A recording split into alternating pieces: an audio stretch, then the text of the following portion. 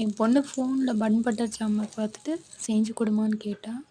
எனக்கு தெரியாத சொன்னா செஞ்சு கொடு கேட்டா. அதனால் சரின்னுட்டு ஒரு பன்னை வாங்கிட்டு வந்தோம். தோசைக்கல் எடுத்து அந்த பட்டரை கொஞ்சம் தேய்ச்சோம். பன்னை 2ஆக கட் பண்ணி இங்கேயும் அங்கேயும் பட்டர் தேய்ச்சி கொஞ்சம் சர்க்கரை போடுங்க. மேலே பட்டர் தேய்ச்சி கொஞ்சம் சர்க்கரை போடுங்க.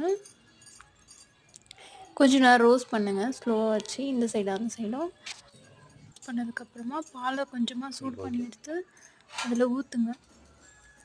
ஊற்றுனீங்கன்னா அது கொஞ்ச நேரம் அப்படியே ஸ்லோவாக அது கொதிச்சு ஊறும். அது ஊறி நல்லா பஞ்சு போல் வரும். ஸ்லோ ஃப்ளேமில் வச்சிங்கன்னா அது வந்து ஊறிடும்.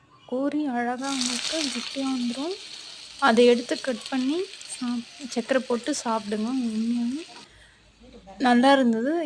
எனக்கு தெரிஞ்சதை நான் செஞ்சு பார்த்தேன். பிடிச்சிருந்தா லைக் பண்ணுங்கள்.